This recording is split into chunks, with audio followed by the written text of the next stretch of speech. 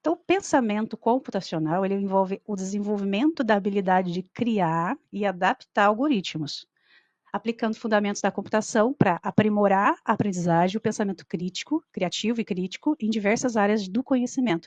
Um algoritmo nada mais é do que uma receita.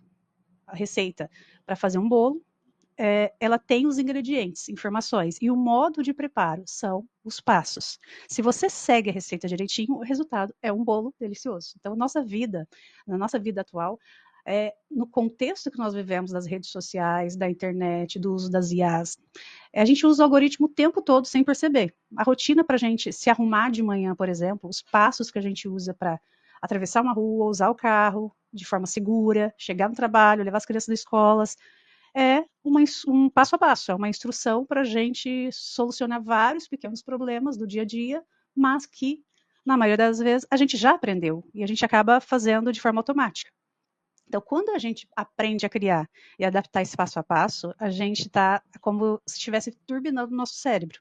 O pensamento computacional, os algoritmos, eles vão nos ajudar a organizar as ideias, a sermos mais criativos e a encontrar soluções para esses desafios do dia a dia. É como se fosse um arquiteto de soluções dos nossos problemas. E é dessa forma que nós precisamos compreender como isso funciona para poder ensinar os nossos estudantes. Pensamento computacional. Dentro do parecer do Conselho Nacional de Educação de 2022, ele também indica que o pensamento computacional também abrange a capacidade de argumentação, análise crítica e trabalho criativo. Pense no pensamento, o pensamento computacional, ele é essa habilidade, como eu disse anteriormente, do século XXI, essencial para compreender e interagir com o mundo digital. Então, o que é o mundo digital? Ele compreende artefatos digitais físicos, que são computadores, celulares, tablets, e virtuais.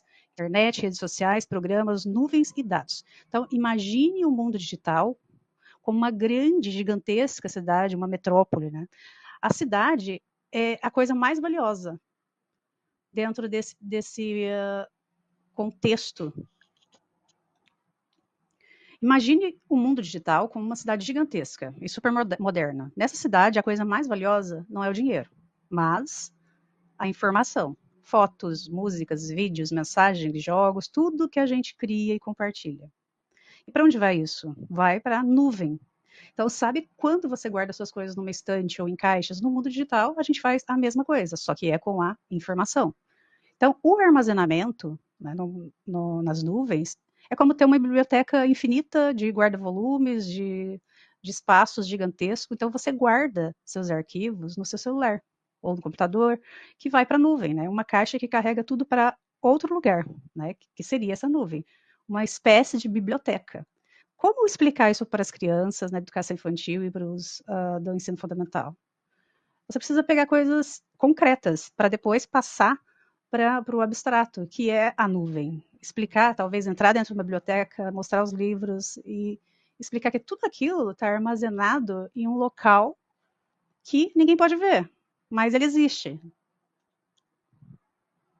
Então, o pensamento computacional na educação infantil é uma das perguntas que mais surgem, né? Tá, como é que eu vou ensinar tudo isso na educação infantil se eu não posso usar telas? Então, a BNCC Computação, ela estabelece 4 premissas para essa etapa, visando estimular e apoiar o desenvolvimento da criança com habilidades integradas aos campos de experiência. Então, os campos de experiências, toda professora, professor de educação infantil já conhece. Por exemplo, vivenciar e identificar diferentes formas de interação mediadas por artefatos computacionais. O que é isso? Isso pode ser explorado nos campos espaços, tempos, quantidades, relações, transformações e também no campo da escuta, fala, pensamento, imaginação, por meio de atividades com mediação da professora ou do professor, que pode envolver objetos, jogos, brincadeiras. Outro ponto, desenvolver o reconhecimento e a identificação de padrões, construindo conjuntos de objetos com base em diferentes critérios, como quantidade, forma, tamanho, cor, comportamento. Então, essas atividades elas podem estar relacionadas também ao campo do corpo, gesto, movimentos, traços, som, formas e cores, e também espaços, quantidades, relações, transformações, De que maneira isso, né? Eu posso utilizar manipulação, identificação de objetos, desenhos, sons, que envolvam esses princípios matemáticos e lógicos. Outro ponto, criar e testar algoritmos brincando com objetos do ambiente e com movimentos do corpo de maneira individual ou em grupo. Então, essa é uma outra premissa, né? Que ela se conecta aos campos da eu, o outro e nós, e traços, sons, formas e cores. Então, com atividades em grupo, baseado nos princípios dos algoritmos, que vai envolver tudo aquilo que a gente viu anteriormente, tá? Que é montar, desenvolver uma atividade para buscar a solução de maneira criativa, de maneira crítica, entendendo passo a passo. Outra premissa, solucionar problemas decompondo-os em partes menores. Então, identificando passos, etapas ou ciclos que vão se repetir e que podem ser generalizadas ou reutilizadas para outros problemas. Então, se eu sei, se a criança ela aprende como aquele quebra-cabeça funciona, eu coloco ele de maneira inteira, em cima, por exemplo, em cima de uma mesa, ele olha para aquele quebra-cabeça e sabe que existe ali um desenho. O desenho está ali, ele está completo. Quando eu quebro esse desenho no quebra-cabeça, quando eu separo as peças, a criança reconhece os padrões, ela aprende pela primeira vez a montar, e a segunda vez vai ser mais rápida, a terceira vez também, e assim por diante. Quando eu quebro os pedacinhos, eu aprendo passo a passo, eu aprendo a solucionar e entender os padrões para resolver com soluções que eu já sei o caminho para resolver aquele problema. E assim, essas técnicas, essas formas de compreender a solução de problemas, elas vão se desenvolver em outros momentos da minha vida.